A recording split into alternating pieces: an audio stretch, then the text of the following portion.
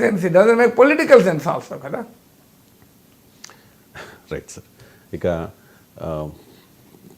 తెలంగాణ ముఖ్యమంత్రి రేవంత్ రెడ్డికి రాహుల్ గాంధీకి మధ్య గ్యాప్ ఉంది అని చెప్పి బీఆర్ఎస్ నాయకులు పదే పదే విమర్శలు చేస్తూనే ఉన్నారు సార్.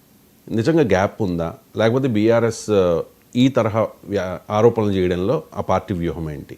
ఇప్పుడు ఇద్దరు వ్యక్తుల మధ్య ఎప్పుడూ గ్యాప్ ఉంటుంది, ఇద్దరు నాయకుల మధ్య కూడా గ్యాప్ ఉంటుంది, ఉండకుండా ఉంటుందా? సో గ్యాప్ లేకుండా ఎక్కడైనా ఉంటుందా చెప్పండి? గ్యాప్ ప్రతి మనిషి మధ్య ఉంటుంది. అయితే రేవంత్ రెడ్డిని తొలగించాలి అని రాహుల్ గాంధీ అనుకుంటే తొలగించగలిగే పరిస్థితులు ఉంటే తొలగిస్తాడు కదా. నాకు అర్థం కాదు బీఆర్ఎస్ పోరాటం రేవంత్ రెడ్డి పైన కాంగ్రెస్ పార్టీ పైన. కాంగ్రెస్ లేదు, రేవంత్ రెడ్డి పైన పోరాటం నడుస్తుంది. ఇప్పుడు మీరు గమనిస్తే పోనీ రేవంత్కు రాహుల్ గాంధీ గ్యాప్ ఉంది, రేవంత్ను రాహుల్ గాంధీ తీసేస్తాడు. ఎవరైతారు ముఖ్యమంత్రి? బీఆర్ఎస్ నాయకుడు అవుతారా? కేసీఆర్ అవుతారా? కాంగ్రెస్ నాయకుడు అవుతాడు.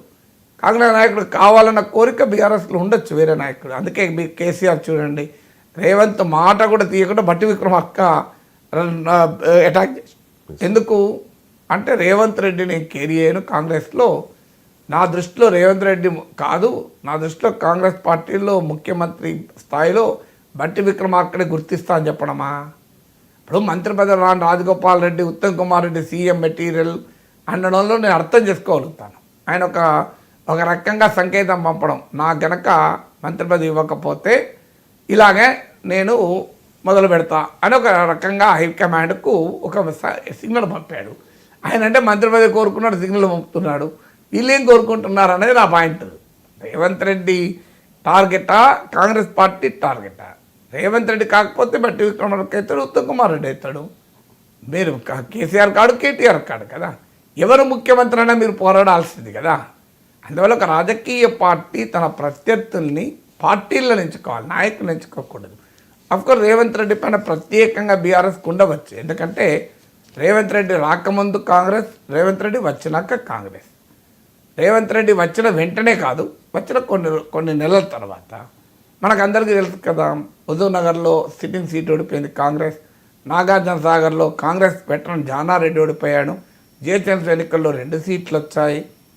ఇవన్నీ కూడా మనం చూసాం కదా. రేవంత్ రెడ్డి రాకముందు, వచ్చినాక కూడా కొద్ది నెలల తర్వాత కూడా మీకు హుజూరాబాద్లో 3,000 ఓట్లే వచ్చాయి.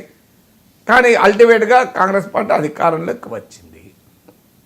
కాంగ్రెస్ పార్టీని అధికారంలోకి రావడం అంటే కేసీఆర్ను అధికారంలో నుంచి దించేయడంలో 2018లో కాంగ్రెస్ పార్టీ చంద్రబాబు నాయుడుతో కూడా కలిసి వచ్చినా కూడా ఓడించలేకపోయింది. మహాకూటమి కట్టి టీడీపీతో కూడా కలిసి వచ్చినా ఓడించలేకపోయింది. కానీ ఇప్పుడు టీడీపీతో సంబంధం లేకుండా ఆఖరికి వామపక్షాల్లో కూడా సిపిఐతో మాత్రమే పొత్తు పెట్టుకొని, సిపిఎంతో పొత్తు లేకపోయినా ఒక్క కాంగ్రెస్ పార్టీ మాత్రమే పోటీ చేసి బీఆర్ఎస్ ఓడించగలిగింది. అందువల్ల రేవంత్ రెడ్డి మీద బీఆర్ఎస్ కోపం ఉండడంలో ఆశ్చర్యం లేదు. అందువల్ల ఆ కోపాన్ని ప్రదర్శించుకునే అనేక రకాల రీతుల్లో రేవంత్ రెడ్డి ఆర్ఎస్ఎస్ బ్యాక్గ్రౌండు, రేవంత్ రెడ్డి ఏబీవీపీలో పనిచేశాడు, నిజమే రేవంత్ రెడ్డి ఏబీవీపీలో పనిచేశాడు, కరెక్టే. మీరు బీఆర్ఎస్లో ఉన్న వాళ్ళు చాలామంది రాడికల్స్లో పనిచేశారు, నక్సలైట్ విద్యార్థి సంఘాల్లో పనిచేశారు, జగదీష్ రెడ్డి ఏ సంఘంలో పనిచేశాడు.